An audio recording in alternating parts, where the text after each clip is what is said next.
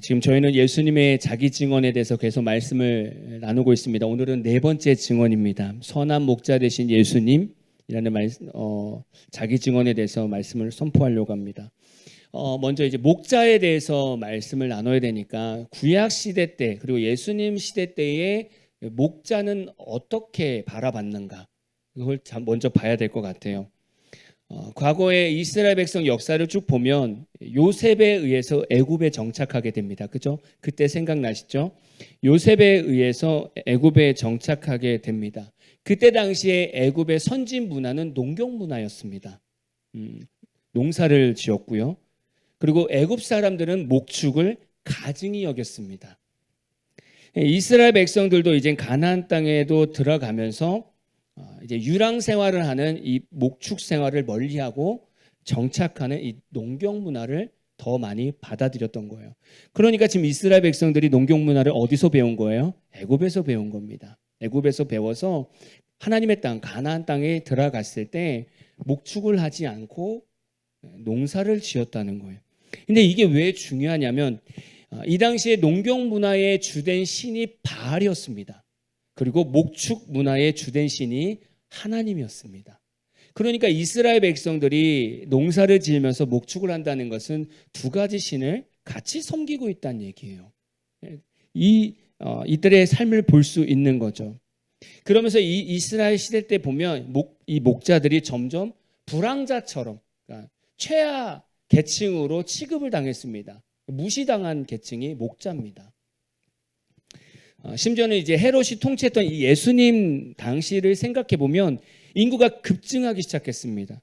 그래서 많은 사람들이 이제 농사를 짓기 시작한 거예요. 그래서 목초지를 농경지로 바꿨어요. 중앙산지의 많은 곳들이 이제 계단식으로 농경지가 됐습니다. 그러다 보니까 이제 목자들은 풀을 먹일 것이 별로 없는 거예요. 그러다 보니까 더 척박한 광야로 더 멀리 나갈 수밖에 없었던 거죠. 그러니까 당시 목자들은 이리 치이고 저리 치이고 이리 뜯기고 저리 뜯겨가지고 그냥 사회적 약자의 대명사가 됐습니다. 그게 목자였었어요. 또 이제 생각해 보면 이 가나안 땅에 정착한 후 또 이 솔로몬 성전이 무너질 때 주전 586년까지 또 재밌는 일이 있습니다. 이 당시의 목자가 하찮게 여겨졌다고 얘기했잖아요. 근데 반면에 또 이 목자라는 것을 또 좋게 여기는 모습도 있었습니다. 역설적인 거죠. 하찮게 여기면서도 또 목자를 좋게 봤습니다. 왜냐하면 이 광야의 환경 때문에 그렇습니다. 목자를 생각하면 양을 몰면서 이 광야에서 양을 이제 어떻게 보면 치는 그 모습을 보고 특별히 맹수를 만났을 때 맹수와 싸우는 그 목자의 모습을 보면서 이스라엘 백성들은 종교와 정치 지도자들, 리더들이 절해야 된다라는 어떤 인식을 가지고 있었던 거예요. 그래서 목자를 하면 그래도 나름대로 명예로운 직분이라고 어떤 직업이라고 생각을 해줬던 거죠. 되게 이상하지 않습니까? 계급적으로는 밑인데 또 보면 그 모습을 보면서 종교 지도자들이나 정치 지도자들이 맞아 저렇게 목자처럼 살아야 돼 그렇게 생각한다는 거예요. 되게 역설적인 부분들이 있었던 거죠. 근데 이런 모습을 보면서 지금 우리 시대를 보니까 비슷하더라는 거예요. 우리 예전에 과거를 생각해 보면 우리가 1800년대 후반에 선교사님들이 많이 들어오셨어요. 근데 그때 우리나라를 생각해 보면 병원도 뭐 거의 없었고 학교도 별로 없었습니다. 선교사님들이 들어오셔서 병원도 세우고요. 대학교도 세웁니다. 서울의 유명한 대학교들, 명문대학교들 중에 많은 부분이 선교사님들이 세운 학교들이 많습니다. 병원들도 마찬가지고. 그렇게 선교사님들이 오셔서 병원을 세우고 학교를 세우면서 이제 어린 자녀들을 가르치기 시작하면서 지적 수준도 높아지고 경제적인 것도 수준이 높아졌습니다. 그러면서 우리나라가 경제적으로 발전하기 시작했어요. 그래서 아시안 게임도 하고 올림픽도 하고 점점 경제적으로 부흥하기 시작했습니다. 이때 교회도 많이 부흥했어요. 학자들 얘기로는 이렇게 부흥한 교회는 없다라고, 이렇게 부흥한 나라는 없다. 기독교가 이렇게 부흥한 나라는 없다라고 얘기할 정도로 엄청난 성령의 역사가 우리나라에 있었단 말이죠. 근데 이렇게 경제가 성장하고 교회가 부흥하고 어느 순간 보니까 점점 바뀌더라는 거예요. 예전에는 교회 문화밖에 없었어요. 교회가 제일 재밌었어요. 뭐 문학의 밤 이런 거 있잖아요. 교회밖에 없었어요. 그러니까 문학의 밤 하면 학교 친구들 다 데리고 와가지고 연극도 보고요, 막 중창도 보고 너무 재밌었어요. 교회는 수련회가 있으니까 뭐 레크레이션 하면 최고였어요. 근데 어느 순간 PC가 나오면서 PC 게임방이 생기면서 이제 세상이 더 즐거워지면서 점점 학생 청년들은 세상의 문화에 빠지기 시작합니다. 점점 세상으로 나가기 시작하죠. 어느 순간 교회의 문화는 재미없어졌어요. 교회에서 레크레이션은 재미없어요. 그냥 빨리 가서 집에서 PC 게임 하는 게 훨씬 나은 그런 우리가 세대를 맞이한 겁니다. 그리고 믿음의 부모들도 예전에는 막 기도로 자녀를 키우고 막 예배로 자녀를 키웠는데 어느 순간 경제가 성장하다 보니까 이제는 이 주일 예배 중심이 아니라 주일에 공부를 가르치는 학원을 찾는데 혈안이 된 거예요. 야, 주일날 시험 기간에 주일날 불러줘. 너무 좋다. 너무 좋다. 이렇게 바뀌기 시작한 겁니다. 참 이게 이스라엘 백성은 똑같지 않습니까? 하나님의 백성으로서 목축을 하면서 살았는데 가나안 땅이란 축복의 땅에 들어가서 농사를 짓고 나니까 너무 좋은 거예요. 움직이지 않아도 되고 편하게 양식을 거둘 수 있고 너무 좋잖아요. 그러면서 이제 하나님을 외면하고 바알 신을 섬기게 되는 거예요. 근데 우리도 똑같은 거예요. 처음에 가난하고 힘들었는데 복음이 들어와서 우리나라가 잘 살 때는 그렇게 하나님께 부르짖고 하나님 이 땅 세워달라고 그렇게 기도해서 하나님이 쭉 세워놨다니 이제는 이스라엘 백성이 농경을 선택하듯이 우리는 세상의 문화, 사탄의 문화를 선택하더라는 거예요. 그러면서 이제 사탄의 유혹에 다 넘어가기 시작합니다. 근데요, 똑같은 역설이 있어요. 똑같이 우리도 바라보는 게 뭐냐면 우리가 그렇게 세상 유혹에 막 살아가는데 그렇게 시대가 타락했잖아요. 그래도 성도들이나 세상 사람들이 바라는 교회와 목회자상이 있습니다. 늘 교회는 사랑이 넘쳐야 되고요. 늘 목사는 거룩해야 되고요. 성실해야 되고요. 이건 절대 바뀌지 않는 것 같아요. 자기들은 악해지는데 교회를 바라보면서 손가락질하는 게 야, 너희들은 사랑이라며 왜 사랑이 없어? 목회자도 열심히 거룩하게 살아야지. 자기들은 죄 가운데 살면서 교회에 바라는 시선은 그렇다는 거예요. 저는 좋은 시선이라고 생각합니다. 아직까지 불신자들이 교회를 향한 소망이 있는 거고 목회자들을 바라보는 소망이 있는 거 아니겠습니까? 그러니까 이 당시에 목자라는 이 직업이랑 비슷하잖아요. 그냥 봤을 때는 되게 하찮게 보지만 어떤 리더십을 봤을 때는 참 목자가 참 명예로운 직업이다. 이렇게 바라보는 거랑 똑같은 거죠. 우리도 세상에서 막 살지만 여전히 우리 마음속에 교회에 대한 어떤 소망, 기대감, 또 목회자들에 대한 기대감이 있잖아요. 비슷합니다. 살아가는 게. 예수님은 선한 목자와 사꾼 목자의 차이를 오늘 말씀에서 명확하게 말씀하고 계세요. 여러분, 사꾼 목자는 어떻게 살아갑니까? 예수님은 걔는 목자도 아니래요. 얘는 목자도 아니고 양도 제 양이 아니래요. 이 당시에는 돈을 줘서 고용했던 목자들이 있었습니다. 돈을 주고 얼마를 주고 내 양 좀 돌봐줘 이러는 목자가 있었어요. 근데 이런 목자는 이 고용된 목자들은요, 양을 치다가 뭐 일이라든가 짐승들이 많이 오면 그냥 놔두고 도망간다는 거예요. 왜냐하면 내 목숨을 구해야 되니까. 그렇게 되면 양은 어떻게 되냐면 다 흩어집니다. 막 뿔뿔이 흩어져 가지고 나중에는 물을 찾지 못하기 때문에 목말라 죽거나 아니면 다 흩어져서 다른 짐승에게 잡혀 먹힌다는 거예요. 이렇게 만드는 게 사꾼 목자라는 거예요. 내가 돈 받은 만큼 일하겠다는 거예요. 거기에는 내 목숨값이 없다는 거죠. 그게 사꾼 목자예요. 근데 선한 목자는 어떤 목자냐 보면 선한 목자는 자신의 양을 알고 양도 자신을 안다는 거예요. 그리고 목자는 자신의 양을 위해서 목숨을 던질 수밖에 없다는 거예요. 이 모습을 잘 보여준 게 다윗입니다. 다윗이 골리앗과 싸우기 전에 사울 앞에 섰습니다. 야, 너 잘 싸울 수 있어? 아이, 그럼요. 제가 양을 칠 때 양 새끼를 물고 가면 사자든 곰이든 가서 입 찢어가지고 제가 찾아왔어요. 그게 진짜 목자라는 거예요. 그러니까 다윗을 보면서 진짜 목자상을 보게 된 거죠.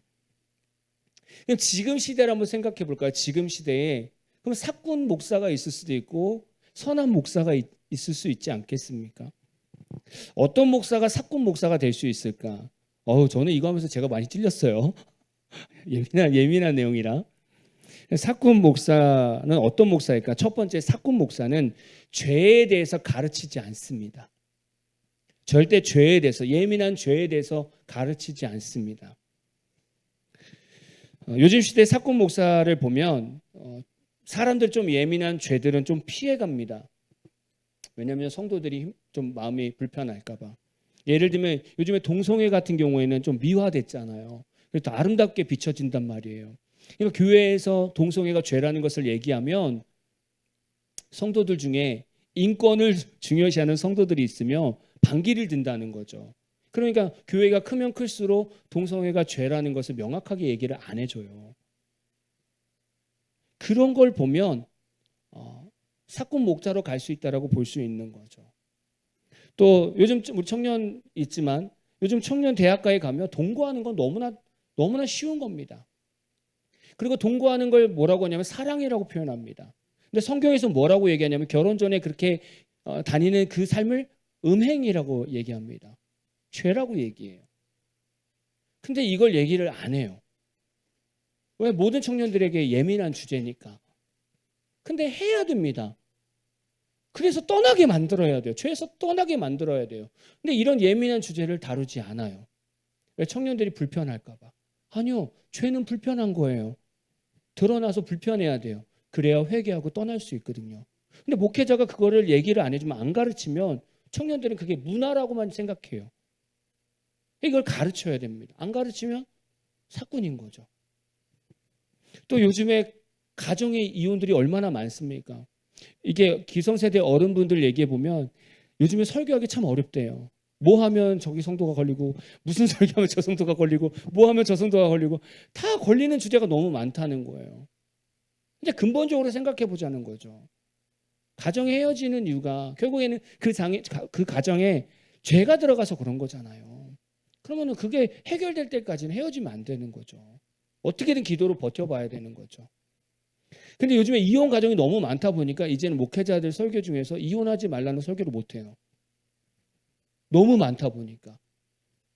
심각한 거죠. 근데도 얘기할 수 있어야 돼요. 그래서 결혼 시작 전부터 얘기하는 거예요.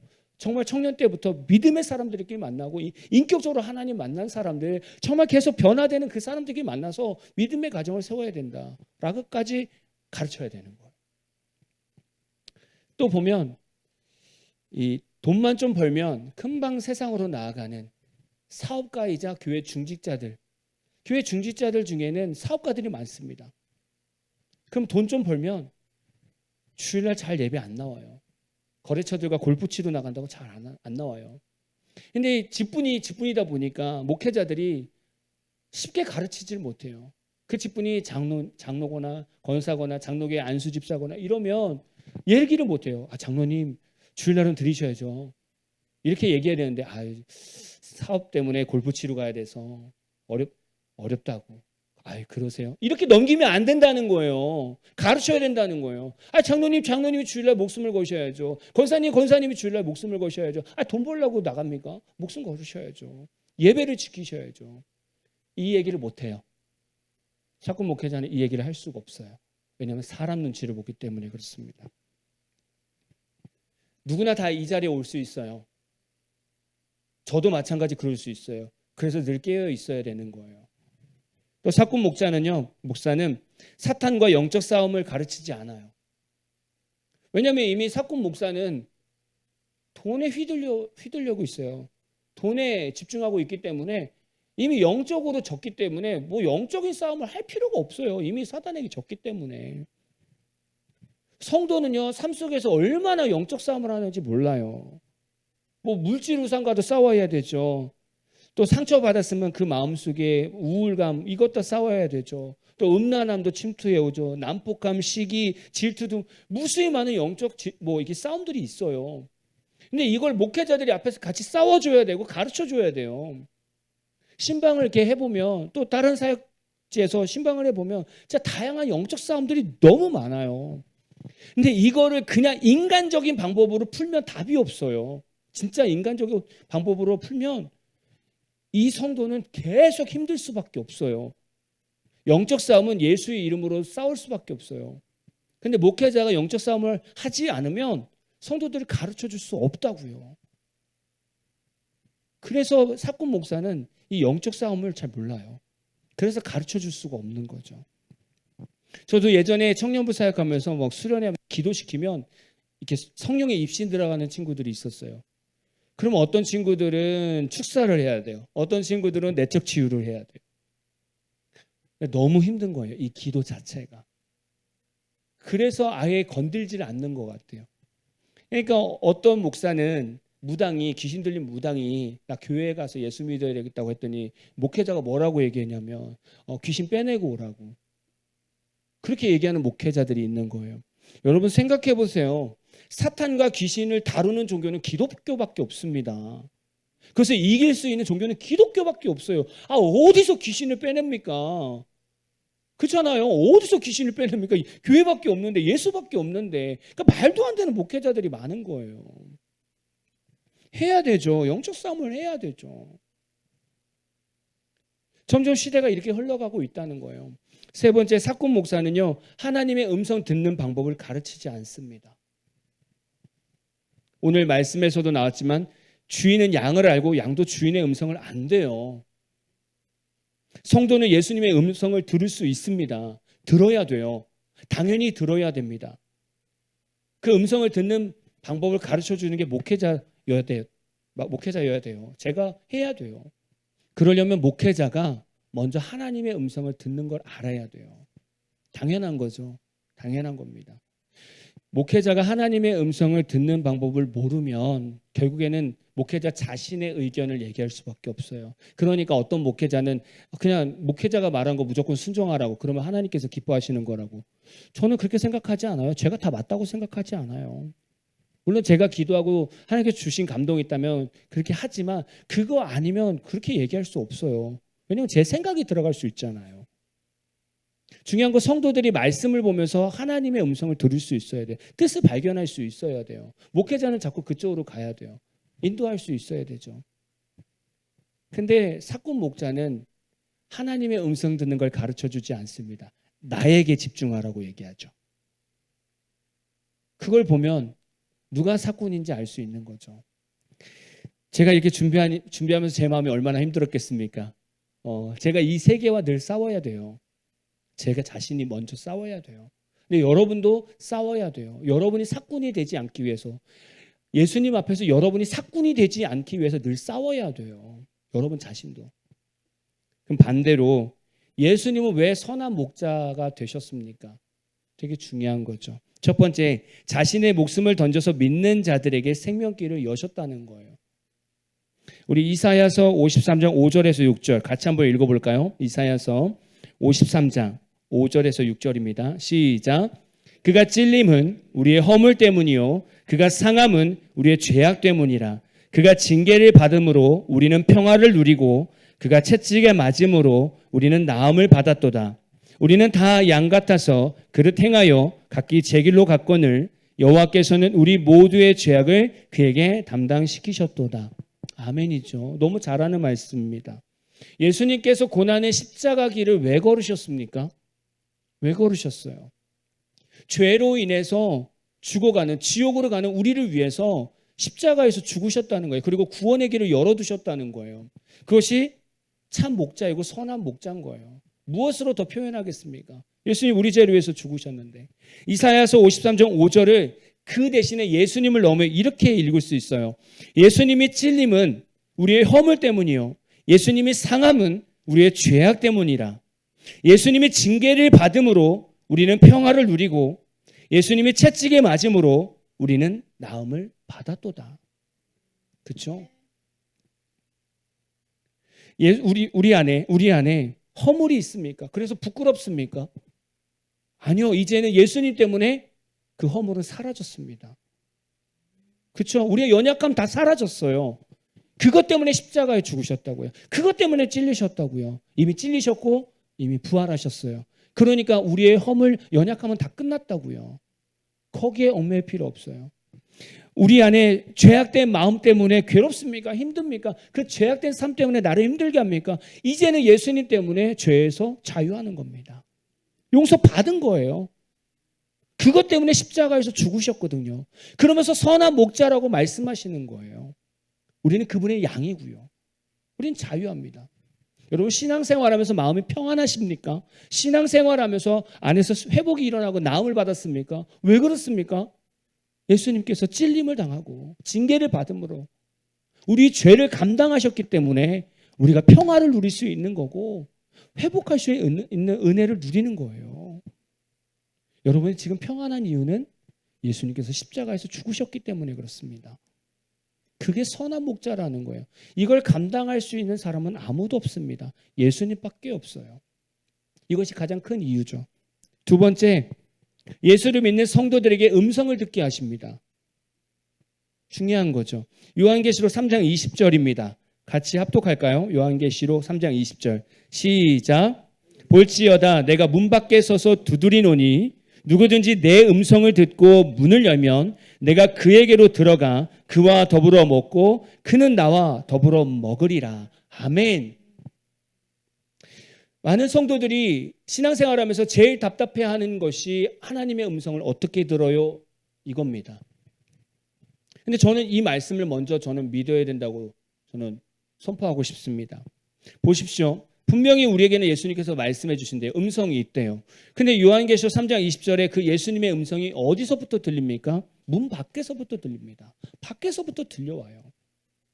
우리 삶 밖에서, 우리 마음 밖에서, 우리 문제 밖에서 예수님의 음성이 들린다는 거예요. 이거 중요한 겁니다. 포인트가 되게 중요한 거예요. 우리가 어떤 고민에 빠져 있고 문제에 빠져 있으면 절대 예수님의 음성은 들리지 않는다는 거예요. 왜냐하면 예수님의 음성은 그 문제 밖에서부터 시작돼서 들려오니까. 사람마다 좀 이제 성향이 다를 수 있는데 어떤 사람은 멀티플레이가 되는 사람이 있고 어떤 사람은 단순한 사람이 있습니다. 그 얘기는 뭐냐면 이렇게 뭐 예를 들면 카톡을 쓰면서도 옆에서 말을 시키면 대답도 하고 이렇게 결정도 내리고 이런 사람은 멀티플레이가 되는 사람들입니다. 근데 단순한 사람은 문자 쓰면 문자에만 집중되고 옆에서 무슨 얘기해도 못 알아듣습니다. 예전에 제가 청년부 사역할 때 생각해 보면 그때 좀 제가 젊었나 봐요. 이렇게 카톡을 쓰면서도 청년들이 막 떠들면서 뭐 물어보면 대답도 다 해주면서 문자도 잘 쓰고 그랬는데 요즘엔 제가 조금 죄송스럽습니다. 나이가 좀 들었나 봅니다. 카톡이나 문자를 쓰면 주변에서 떠드는 소리를 못 듣겠어요. 대답을 못 하겠어요. 집중력이 떨어져요. 단순해졌어요. 그럼 어떻게 해야 되느냐? 누가 옆에서 제가 카톡을 할 때 누가 옆에서 얘기하면 잠깐만 기다려줘. 그럼 뭐 카톡을 빨리 보내든지 아니면 카톡을 멈추고 대화를 먼저 하든지 이 둘 중에 하나 해야 되지 않겠습니까? 근데 똑같아요. 우리가 예수님의 음성을 들으려면 똑같이 이렇게 해야 돼요. 우리는 막 여러 개에 막 집중한단 말이죠. 그래서 진짜 중요한 곳에 집중을 못 한다는 거예요. 우리가 주님의 음성을 듣고 싶다면 내가 가지고 있는 문제를 붙들고 막 고민하는 것이 아니라 이걸 멈추고 지금도 내 옆에서 말씀하시는 예수님께 귀를 기울여야 된다는 거예요. 중요한 겁니다. 우리 신앙생활은 멀티플레이 없어요. 절대 그런 거 없습니다. 그렇죠? 우리가 죄 가운데 살면서도 성령 충만한 삶은 없어요. 죄 가운데 있으면 하나님의 음성 안 들려요. 하나님의 음성이 들리려면 내가 거기서 멈춰야 돼요. 그렇죠? 내려놓고 단순하게 시선 채널을 예수님께만 향해 있어야 그때부터 들리기 시작하는 거예요. 근데 우리는 이 정리가 안 돼요. 이것도 좋고 음성도 좋은 거예요. 아니요. 음성을 듣고 싶으면 내가 지금 가지고 있는 고민들 다 내려놔야 돼요. 네. 붙들고서는 하나님의 음성을 들을 수가 없어요. 그래서 우리는 뭐라고 표현하냐면 예수님께 맡긴다라고 표현해요. 그 맡긴다라는 말은 믿음이라는 말하고 바꿀 수 있어요. 왜냐하면 믿음의 원어를 보면 맡긴다는 의미가 있거든요. 그러니까 우리가 예수님의 음성을 듣고 싶다면 모든 것을 예수님께 맡기고 믿어야 음성이 들릴 수가 있어요. 그렇죠? 그러려면 여러분 삶을 단순하게 만들어야 돼요. 이 작업을 안 하시는 것 같아요. 성도님들이 이 작업을 안 하는 것 같아요. 고민이 생기면 빨리 내려놔야 되고 문제가 생기면 빨리 내려놔야 돼요. 그리고 예수님께 집중하면서 채널을 하나만 만들어야 돼요. 저는 이거 어떻게 할까요? 라고 단순하게 물어봐야 돼요. 속으로 난 주님 이것도 하고 싶고요. 주님의 결정도 들어보고 싶어요. 들어보고 싶은 거예요. 그냥 참고 자료. 그러면 주님의 음성이 안 들립니다. 죽었다 깨어나도 안 들립니다. 내 생각 무조건 내려놔야 돼요. 내가 좋아하는 거 내려놓고 내 고민 내려놔야 주님의 음성이 들립니다. 중요한 건 예수님은 늘 우리에게 말씀하신다는 거예요. 지금도 우리에게 말씀하신다는 거예요. 못 듣는 이유는 우리가 다른 곳에 신경을 쓰고 있기 때문에 안 들리는 거예요. 마지막 세 번째, 예수님은 쉴만한 물가로 인도하시는 분입니다. 시편 23편 1절에서 6절, 우리가 너무 잘 아는 말씀이죠. 우리가 천천히 같이 읽어볼까요? 시편 23편 1절에서 6절 시작. 여호와는 나의 목자시니 내게 부족함이 없으리로다. 그가 나를 푸른 풀밭에 누이시며 쉴만한 물가로 인도하시는도다. 내 영혼을 소생시키시고 자기 이름을 위하여 의의 길로 인도하시는도다. 내가 사망의 음침한 골짜기로 다닐지라도 해를 두려워하지 않을 것은 주께서 나와 함께 하심이라. 주의 지팡이와 막대기가 나를 안위하시나이다. 주께서 내 원수의 목전에서 내게 상을 차려주시고 기름을 내 머리에 부으셨으니 내 잔이 넘치나이다. 내 평생의 선하심과 인자하심이 반드시 나를 따르리니 내가 여호와의 집에 영원히 살리로다. 아멘이죠. 선한 목자이신 예수님을 가장 잘 표현한 말씀이 시편 23편일 거예요. 성도들이 살아가면서 힘들고 어려운 일이 있을 때 그때 우리는 이렇게 생각합니다. 하나님께서 나에 대해서 침묵하고 계신 거 아니야? 너무 침묵이 너무 긴 거 아니야? 이렇게 느낄 때가 훨씬 많습니다. 평소 어려움이 없을 때는요, 우리가 말씀을 들으면 은혜 받아요. 찬양 조금만 은혜 받아도 막 눈물 나고요. 기도할 때 막 감동됩니다. 근데 문제가 터지면 말씀 들어도 은혜가 안 되고 찬양을 불러도 감동이 없고요. 기도를 해도 아무 느낌이 없어요. 그래서 오히려 문제하고 어려움이 있을 때 하나님이 침묵하는 것처럼 보여요. 항상 우리가 느껴지는 부분이 그렇습니다. 근데 이걸 잘 표현한 게 캐더린 집너라는 사람이 모래 위에 발자국이라는 시를 썼는데 이거는 영상으로 되게 유명합니다. 한 사람이 자신의 삶을 돌아보면서 바닷가를 걷습니다. 뒤를 돌아보면 두 줄의 발자국이 계속 나는 거예요. 하나는 내 거, 하나는 주님 거. 이렇게 계속 자국, 이런 영상 보셨죠? 자국이 나 있습니다. 근데 자신의 인생에서 힘든 시기를 생각해 보니까 그 시기 때 뒤를 돌아보니 발자국이 한 줄밖에 없는 거예요. 그러면서 이 사람이 하나님께 따집니다. 하나님, 평상시에 편안할 때는 나하고 같이 걸으시더니 내가 힘들고 외로울 때 왜 저 혼자 놔두셨습니까? 왜 저 혼자 외롭게 이 해변을 걷게 놔두셨습니까? 라고 말하더라는 거예요. 그랬더니 하나님께서 얘야, 너 혼자 걸은 것이 아니라 내가 너를 업고 걸은 거야. 그건 내 발자국이야. 라고 말씀하시는 거예요. 여러분, 이게 선한 목자입니다. 우리는 이 하나님을 만나는 거죠. 여러분 삶 속에 여러분을 업어주시는 예수님을 경험하십니까?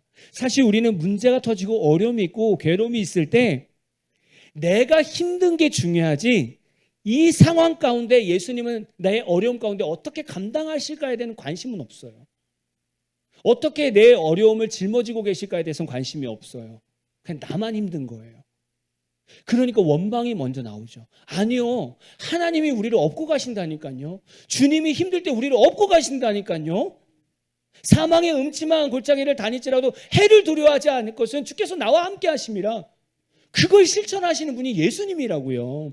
우리 뒤에 발자국 한 개는 내 것이 아니라 주님 거라고요. 그래서 선한 목자라고 주님께서 말씀하시는 거예요.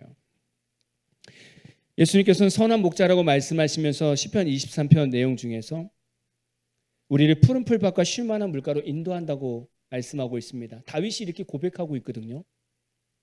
그런데 우리가 이 말씀을 보면 마치 푸른 풀밭이 대관령처럼 막 풀밭이 막 풀이 잔뜩 있는 그러한 산이 아닙니다. 그런 들판이 아닙니다. 다윗이 표현하는 이 푸른 풀밭은 그게 아니라 이 유대 광야를 보면 6개월 정도 건기에는 풀이 없습니다. 다 말라 비틀어져서 풀이 없어요. 그러다가 이제 10월 정도 되면 10월경 되면 이른 비가 내립니다. 이른 비가 내리면서 땅이 젖으면서 거기서 푸릇푸릇하게 풀이 조금씩 올라옵니다. 다윗은 이것을 보고 푸른 풀밭이라고 고백한 거예요.